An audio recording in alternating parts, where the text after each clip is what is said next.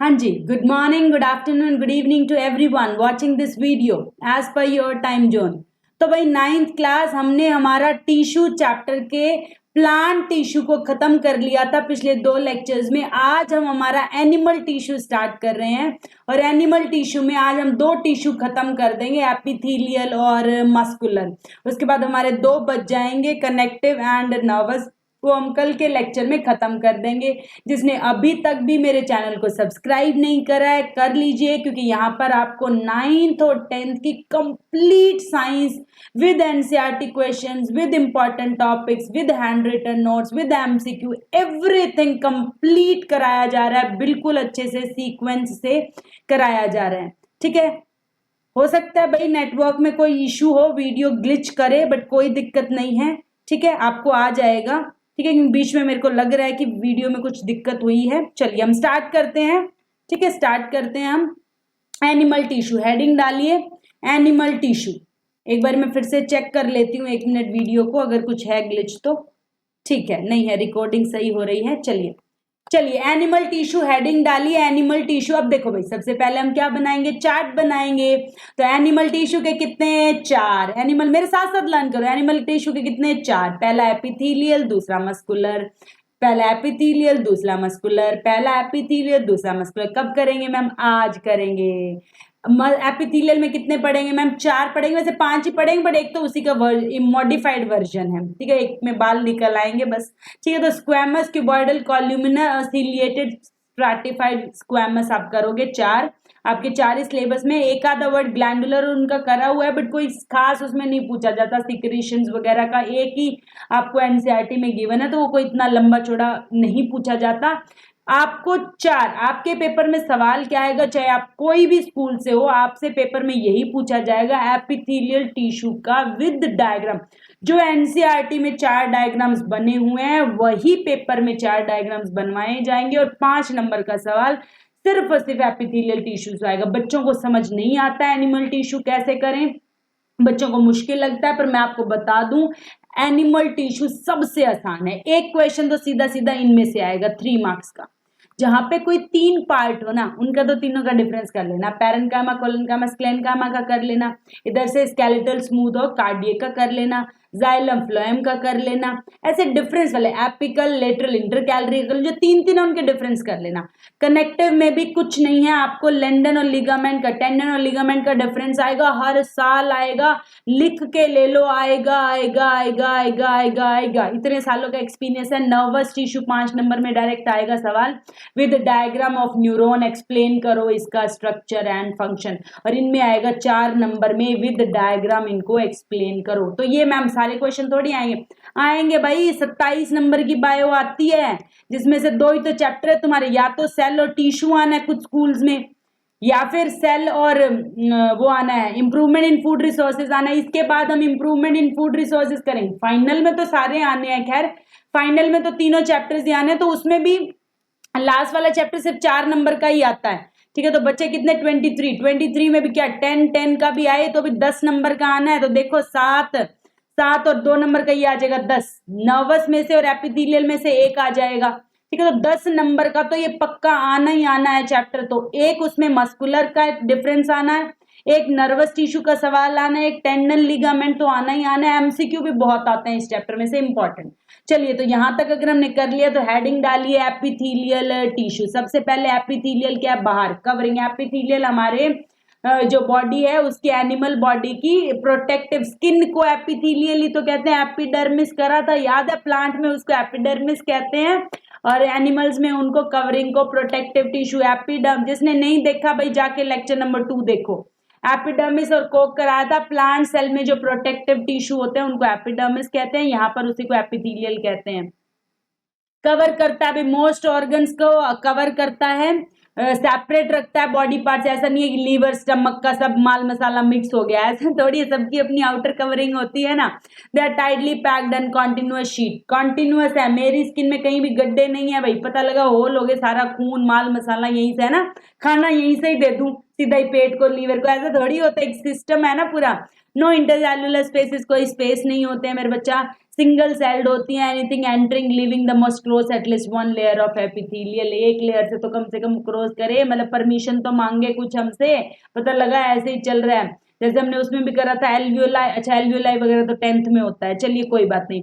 The permeability of the cell of the various, चलो cytoplasm तो करा था, और प्लाज्मा मेम्ब्रेन तो करी थी 9th में सेल वॉल में, सेल में, ठीक है, तो हमने करा था सेल में भी क्या है, एक प्लाज्मा मेम्ब्रेन होती है, तो वैसे एक मेम्ब्रेन जितना होता है, ये कहीं पर भी इन आउट हो तो थोड़ा सा कंट्रोल हो सके, plays an important role in regulating the exchange, यही बात हम जो 6th पॉइंट है, यही बात इतनी देर से बताने की कोशिश कर रहे हैं कि ये परमिएबिलिटी होता है, परमिशन देता है, परमिट करता है कि कब और कितना रेगुलेट करता है बिटवीन द बॉडी एंड उसके इन्वायरमेंट। फॉर एग्जाम्पल कोई भी ब्लड वेसल है, कुछ है, उसके बाहर कुछ आना है या जाना है, तो उसकी ट्रांसपोर्टेशन में परमिएबिलिटी को कौन रेगुलेट करता है, एपिथेलियल टिश्यू रेगुलेट करता है। All the epithelial are separated by underlying tissue and extracellular fibrous base membrane, ये very है, 7th पॉइंट इंपॉर्टेंट है, इसलिए हम अगली स्लाइड में सिर्फ 7th पॉइंट को समझाएंगे बेस मेम्ब्रेन के नाम से। अब ऐसा तो यानी मेरी स्किन है, जैसे कई बार कहते हैं ना इसकी तो मोटी है, पूरी चब्बी चब्बी है, तो इसका मतलब स्किन के नीचे थोड़ा फैट भी होता है। कोई हमारे पास एक्स्ट्रा सेलुलर फैब्रस बेसमेंट मेम्ब्रेन होती है, तो अगला टॉपिक डालिए बेसमेंट मेम्ब्रेन क्या होती है। It is a thin pliable होता है, इजी टू बेंड, मतलब बेंड हो सकती है आराम से, दैट प्रोवाइड सपोर्ट प्रोवाइड करती है, एज वेल एज न्यूट्रिशंस भी सप्लाई करती है, और ब्लड टू द ब्लड भी, एपिथेलियल टिश्यू को खून कौन देता है, अंदर वाली बेसमेंट मेम्ब्रेन, तो इंपॉर्टेंट है बेसमेंट मेम्ब्रेन क्या है, उसको थिन मतलब सपोर्ट प्रोवाइड करती है, न्यूट्रिएंट्स प्रोवाइड करती है, ब्लड प्रोवाइड करती है। ऑल द एपिथेलियल सेल्स, सारे एपिथेलियल सेल्स में बेसमेंट मेम्ब्रेन होती हैं, सारे एपिथेलियल सेल में बेसमेंट मेम्ब्रेन होती है, ये डायग्राम्स में भी हमने दिखाया हुआ है, सारे में एक बेसमेंट मेम्ब्रेन जरूर होएगी, यहाँ पे देख लो ये बेसमेंट मेम्ब्रेन है, तो यहाँ पे एक बेस जरूर होता है, हमेशा ही सारे एपिथेलियल के नीचे एक बेस होता ही होता है। एपिथेलियल टिश्यू के टाइप्स हमने कर ही लिए, 4 हैं, इन्हीं चारों को डिटेल में अभी पढ़ेंगे। पहला चलिए भाई, सिंपल स्क्वेमस और स्ट्रैटिफाइड स्क्वेमस। स्क्वेमस का मतलब स्क्वायर टाइप का होगा। डायग्राम्स आएंगे भाई, डायग्राम्स कैसे बनाओगे, पहले ये लाइन बनाई, फिर ये लाइन बनाई, फिर ये लाइन बनाई, फिर ऐसे जोड़ा, और छोटे छोटे क्या बना दिए यहाँ, फिर इसके बाद ऐसे ऐसे ट्रायंगल डब्बे बना दिए भाई। ट्रायंगल डब्बे में कोई स्पेस नहीं दिखाना है बीच में, कोई स्पेस नहीं दिखाना है बीच में, चलिए बन गया भाई। तो cells are arranged in single layer, एक लेयर में ही अरेंज है सारे। वेरी इंपॉर्टेंट, एमसीक्यू का सवाल आएगा कहाँ प्रेजेंट होते हैं, एमसीक्यू का सवाल आएगा कहाँ प्रेजेंट होते हैं, तो आप लिखोगे ईसोफेगस, इसको कहते हैं ईसोफेगस, फूड पाइप में और लाइनिंग ऑफ माउथ में सिंपल स्क्वेमस एपिथेलियल प्रेजेंट है। Very very very important, forms the delicate lining, बहुत पतली डेलिकेट लाइनिंग को बनाता है, ईसोफेगस में होता है, जहां पर भी लाइनिंग है माउथ वगैरह की, उसमें सिंपल स्क्वेमस होता है। एक तो गया सिंपल 1 लाइन थिक, एक होता है स्ट्रैटिफाइड डबल, ऐसे ऐसे ऐसे। तो स्ट्रैटिफाइड में क्या था, एक के ऊपर एक, एक के ऊपर एक, एक के ऊपर एक, एक के ऊपर एक, ऐसे। तो cells are arrange in multiple layers, difference भी पूछा जा सकता है, ये सिंगल लेयर में अरेंज होते हैं, ये मल्टीपल लेयर में होता है, इसीलिए इसको स्ट्रैटिफाइड कहते हैं, स्ट्रैटेजी के साथ, स्ट्रैटिफाइड मतलब स्टेप्स के साथ, स्ट्रैटिफाइड का मतलब होता है स्टेप्स के साथ। तो स्क्वायर स्क्वायर स्क्वायर स्क्वायर से स्टेप्स बना दिए, prevents the wear and tear. Obviously इतनी मोटी बना दी तो चीर फाड़ तो नहीं होगी, वियर टियर समझते हो ना, कटती नहीं है फटती नहीं है, तो वियर टियर से बचाती है। इसका डायग्राम भी आपको आना चाहिए, एक के लेयर दूसरी लेयर बना के दिखानी है, stratified squamous prevent the wear and tear. उसके बाद अगला चलिए भाई क्यूबॉइडल, ये देखिए यहाँ पे क्यूब की फॉर्म में क्यूबॉइडल बनाने हैं, यहाँ पे डायग्राम्स आने चाहिए भाई, ये ऐसे इतने सिंपल डायग्राम्स है, यही बना के दिखाने हैं आपको पेपर में, जो मैं बना के दे रही हूँ यही तुम्हारे एनसीईआरटी में गिवन है, बस मैंने थोड़ा कलर ऐड कर दिया।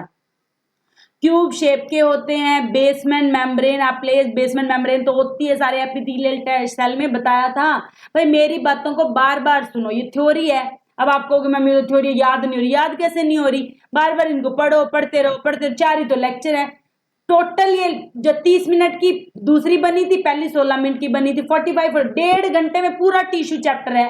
तो रोज 1.5 घंटे बैठ जाओ, चाहे चलो रोज नहीं, हर तीसरे दिन 1.5 घंटे बैठ जाओ, हर तीसरे दिन 10-10 मिनट ही बैठ जाओ, हर 5 दिन में चैप्टर खत्म होता है, 10-10 मिनट बैठो तो भी ठीक है। तो 1.5 घंटे का चैप्टर तुम तो फटाफट टपा के करोगे, बीच में मैं तुम्हें समझाने के लिए बात भी करती हूँ, टपाओ। तो 1 घंटे में टिश्यू चैप्टर कराया है मैंने पूरा, ठीक है। लाइनिंग कहाँ इंपॉर्टेंट भाई, कहाँ लोकेशन है इसकी, किडनी की लाइनिंग में tubules as well as in ducts of salivary glands. हमारा स्लाइवा समझते हैं, यहाँ पे स्लाइवरी ग्लैंड्स होती हैं, तो यहाँ से क्यूबॉइडल एपिथेलियल की लोकेशन यही है। It helps in absorption and useful urine before it is absorbed out. 10th class में फिर से समझाऊंगी how urine is formed, excretion life processes वाले चैप्टर में। तो अभी बस याद रखो कि जो एब्जॉर्ब करते हैं यूजफुल मटेरियल एब्जॉर्ब करते हैं, उस लाइनिंग पर भी क्यूबॉइडल होते हैं, ट्यूब्स। एक बात याद रखना, जहां पे भी ट्यूब्स होंगी ना वहां क्यूबॉइडल ही होगी, ठीक है। जहां वहां पे ट्यूब्स, जैसे किडनी की लाइनिंग वगैरह में ट्यूब है, डक्ट्स वगैरह में, ग्लैंड्स वगैरह में, यूरिन में भी जहां पे ट्यूब है वहां पे क्यूबॉइडल एपिथेलियल होता है। एमसीक्यू का सवाल बनता है। कॉल्यूमिनर क्या होता है, that tall and cylindrical like pillars, pillar की फॉर्म में होते हैं ऐसे खड़े। क्यूब वाले क्यूब में होंगे। स्क्वेमस एक लेयर हो सकता है, बहुत सारी स्ट्रैटिफाइड हो सकता है। इसी से डायग्राम्स है। लोकेशन का है, स्टमक एंड इंटेस्टाइन। भाई लोकेशन याद रख लो, पहली इसोफेगस में थी, इससे पिछली ट्यूब्स में थी, उससे अगली स्टमक और इंटेस्टाइन की लाइनिंग में है। ऐसा क्यों, वो धक्का मरवाती है, अभी अगले में यही बताएंगे। Absorb the digested food, digested food को विलई याद है, विलई करा था हमने, विलई करा है क्या, 8th में करा था कि 7th में करा था, 10th में फिर से करेंगे, वैसे करते हैं। 7th क्लास में विल्ली के बारे में बताते हैं भाई हमारे। वैसे 10th की भी मेरी वीडियो है, अगर किसी को लगता है कुछ दिक्कत आ रही है, एक बार 10th का लाइफ प्रोसेसेस भी थोड़ा मोटा देख लो, टाइम है तो एक्स्ट्रा हो जाएगा, थोड़ी ज्यादा बातें समझ में आ जाएगी। सिलिएटेड कॉलमनर, सिलिएटेड ऐसे विलई की फॉर्म ऐसे बाल से कि आ जा मैं तुझे पकड़ लेती हूँ, ऐसे कहते हैं ना, आ जाओ, भूत की फॉर्म में। जैसे फिंगर लाइक प्रोजेक्शंस, विल्ली होती है फिंगर लाइक प्रोजेक्शन, सीलिया भी वही होते हैं, सीलिया भी वही होते हैं, सीलिया भी वही होते हैं। ये देखो सीलिया दिखाए हुए हैं। तो अगर सिंपल क्यूबॉइडल बनाना है, कॉल्यूमिनर बनाना है, जो पिछला है, अगर पिछले का डायग्राम बनाना तो बना लो भाई, यहाँ तो मेरी फोटो आ गई होगी, यहाँ बना लो, ऐसे ऐसे बना दो बस सिंपल, और उसी के ऊपर ऐसे ऐसे ये हेयर से लगा दोगे तो वो हो जाएगा सिलिएटेड कॉल्यूमिनर हो जाएगा। उसमें क्या है, ये तो डायग्राम इजी है, और इतने इजी डायग्राम है बायो के, बनाते नहीं हो बस तुम, हुआ बना लो। तुम 5 नंबर में एपिथेलियल टिश्यू आया तो क्या करना था, उसमें 4 तो डायग्राम बनाने थे, उसको हम थोड़ा थोड़ा लिख देना था, कहाँ कहाँ प्रेजेंट है लिख देना था। अब ये सीलिया क्या करते हैं, धक्का मारते हैं, सीलिया क्या करते हैं, धक्का मारते हैं, ठीक है। तो रेस्पिरेटरी ट्रैक में, सांस वाली में, फ्लोपियन ट्यूब, पता है वुमेन्स में मेरा बच्चा जो एग रिलीज होता है, जो मंथली उनको पीरियड्स आते हैं, उनके लिए जो एग रिलीज होता है वो फ्लोपियन ट्यूब में रिलीज होता है। और एग के पैर नहीं होते हैं, कहीं तुम सोचो कि वो पैर से चल के आ जाता है, नहीं भाई। स्पर्म जो होता है उसके पास टेल होती है, वो चल सकता है, मोशन कर सकता है, लेकिन ओवा के पास कोई भी मोशन के लिए नहीं होता, इसलिए उसको हम धक्का मरवाते हैं। किससे, सीलिएटेड टिश्यू से उसको धक्का मार मार के फेलोपियन ट्यूब से नीचे यूटरस में लेकर आते हैं। तो रेस्पिरेटरी ट्रैक में और फेलोपियन ट्यूब में धक्का मारा जाता है। ढालजन मूवमेंट लिख भी दिया, देखो मूवमेंट ऑफ पार्टिकल्स में हेल्प करता है। रेस्पिरेटरी ट्रैक में भी धक्का मारता है। Cilia pushes the mucus forward to clear it, ठीक है। हमें पता है ना, बाल जो हमारी नोज होती है उसमें हेयर्स होते हैं, वो भी सीलिएटेड की तरह काम करते हैं, वो म्यूकस वगैरह डर्ट वगैरह को बाहर धक्का मारते हैं, फिर हम उसको नोज से बाहर निकाल देते हैं, एक्सक्रीट आउट कर देते हैं। तो सीलिएटेड कॉल्यूमिनर वेरी इंपॉर्टेंट है, यहाँ से हर साल सवाल बनता है।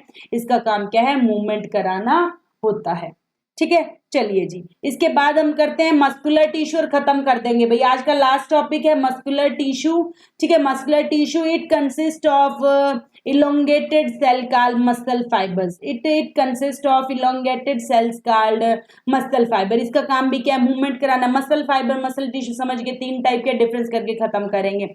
सबसे होती है भाई स्केलेटल और स्ट्रैटिफाइड। स्ट्रैटिफाइड का मतलब स्ट्रिप्स होती हैं, दिख भी रही है देखो फोटो में, स्टेप्स भी दिख रही हैं। अगर ये डायग्राम नहीं दिख रहा है यहाँ से तो अपनी एनसीईआरटी खोल लो, एनसीईआरटी का डायग्राम कॉपी पेस्ट मारा है भाई, सीधी सी बात है।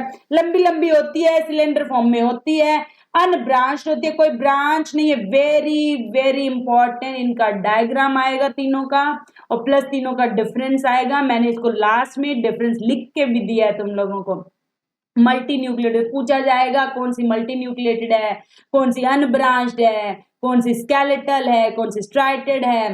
They mostly found attached to bones, ये बोन्स में अटैच्ड होती है, वॉलेंट्री एक्शंस परफॉर्म करती है। मैंने कहा करो, उठो, बैठो, तो ये क्या करती है, वॉलेंट्री, अपनी मर्जी से जो भी उठना बैठना खाना पीना, लोकोमोशन मतलब चलना, ये सारे काम कौन करता है, स्केलेटल मसल करती है, स्ट्राइटेड मसल करती है। वेरी वेरी इंपॉर्टेंट, जो एक पता बायो में क्या है, थ्योरी है, एक एक वर्ड इंपॉर्टेंट है, एक एक वर्ड इंपॉर्टेंट है, जो लिख दिया उसको याद कर लो बस। अब स्मूथ वाली क्या है, पॉइंटेड एंड्स है, देख लिया ऐसे, पॉइंटेड एंड्स है, पॉइंटेड एंड्स है, ये देखो डायग्राम में ही देख लो, नहीं दिख रहा तो एनसीईआरटी खोलो, पॉइंटेड एंड्स है।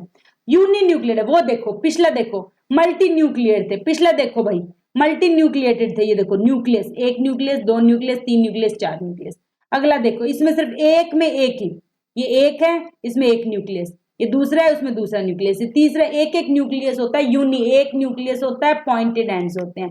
कहाँ होता है, आई, आई देखो, आई ऐसी तो है, आई ऐसी तो होती है पॉइंटेड, ऐसी आई, तो आई में होता है, ये आयरिस ऑफ आई में होता है, यूटेरस में होता है, डाइजेस्टिव ट्रैक्ट कहाँ, भाई ये तो जरूर पूछा जाएगा कि कौन सा कहाँ प्रेजेंट है, तो याद कर लो। पिछला बताया था बोन्स में प्रेजेंट है, क्योंकि वो वॉलेंट्री एक्शंस परफॉर्म करता है, इसका काम यूटेरस, डाइजेस्टिव सिस्टम, इनमें कंट्रैक्शन कराना है, तो ये इन ऑर्गन्स में प्रेजेंट है। ये इनवॉलेंट्री एक्शंस, आइरिस, कई बार हमारी आंखों में लाइट पड़ जाए एकदम से हम आंखें बंद कर लेते हैं, यूटेरस का जो भी काम है हमारे बस का नहीं है, डाइजेस्टिव सिस्टम हमारे बस का नहीं है, हमें पता खाना कब पचता है कहीं नहीं पचता है, जो भी इंटरनल ऑर्गन्स लीवर किडनी काम करें वो हमारे बस के नहीं है, उनमें जो भी मूवमेंट्स हो रही हैं वो स्मूथ मसल्स कर रही हैं, अपनी मर्जी से इनवॉलेंट्री कर रही है। Movement of food alimentary canal में, हमने तो बस खाना निगल लिया, उसके बाद कैसे स्टमक में गया और कैसे कल वेस्ट मटेरियल बाहर निकला, हमें उस प्रोसेस का नहीं पता है, वो क्या है हमारे कंट्रोल में नहीं है, इसलिए वो इनवॉलेंट्री एक्शन होता है। कार्डियक मसल पर 100% सवाल आएगा, 100 या 200% ही आएगा, वेरी इंपॉर्टेंट है। पहली बात तो ब्रांच्ड है, दिख भी रही है मैडम, ब्रांच्ड है, दिख रही है। उसके बाद यूनिन्यूक्लियर, एक ब्रांच के पास एक ही है, सिलेंड्रिकल दिख रही है, only and only found in heart. हमारा दिल जो है जब हम जन्म लेते हैं तब धड़कना शुरू करता है और उम्र धड़कता रहता है, तो रिदमिक, जो ये रिदम में टक टक टक धक धक धक धक धक ये कॉन्ट्रैक्शन हो रही है बिल्कुल रिदम में, ठीक है। कॉन्ट्रैक्शन एंड रिलैक्सेशन कौन करवा रहा है, कार्डियक मसल करा रही है, जो कि हेल्प करती है pump and distribute the blood. अगर कार्डियक मसल नहीं होती तो हार्ट पंप नहीं करता, हार्ट रुक जाता, इसलिए तुमने सुना होगा कई बार डॉक्टर्स कहते हैं उसको कार्डियक अटैक आया है, क्या सुना होगा ना, कार्डियक अटैक मतलब हार्ट अटैक आया है। कार्डियक अटैक का मतलब होता है उसकी कार्डियक मसल्स काम करना बंद कर गई हैं, वो चौक हो गई हैं, इसकी वजह से ब्लड नहीं आया बॉडी में और ह्यूमन चला गया। तो कार्डियक अरेस्ट भी कह देते हैं इसको, कार्डियक अरेस्ट कह देते हैं, कार्डियक अटैक कह देते हैं, ठीक है। तो इसका मतलब है कार्डियक मसल रुक गई हैं, तो भगवान ना करे किसी की कार्डियक मसल रुके, उम्र ऐसे ही धड़कते रहे। ये देखिए भाई लास्ट स्लाइड है, आपको कितने अच्छे से मैंने डिफरेंस लिख के भी दे दिया। ये वॉलेंट्री है, ये इनवॉलेंट्री, हमारा दिल का धड़कना हमारे हाथ में थोड़ी है, ये बोन्स में होती है, ये इसमें होती है, ये हार्ट में प्रेजेंट होती है। ये स्केलेटल नाम होता है, इसका स्मूथ होता है, इसका कार्डियक होता है। ये लाइट डार्क बैंड्स होती हैं, बैंड्स का मतलब स्ट्रिप्स बनी होती है, स्ट्राइटेड।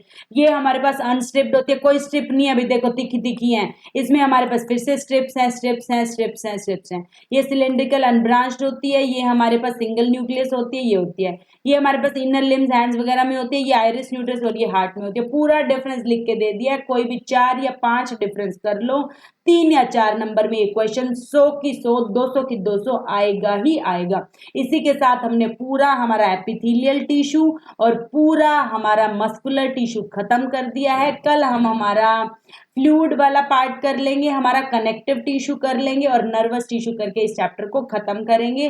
तो आज का लेक्चर हम यहीं खत्म करते हैं। इसी के साथ keep learning, keep growing, keep subscribing the channel. Thank you so much.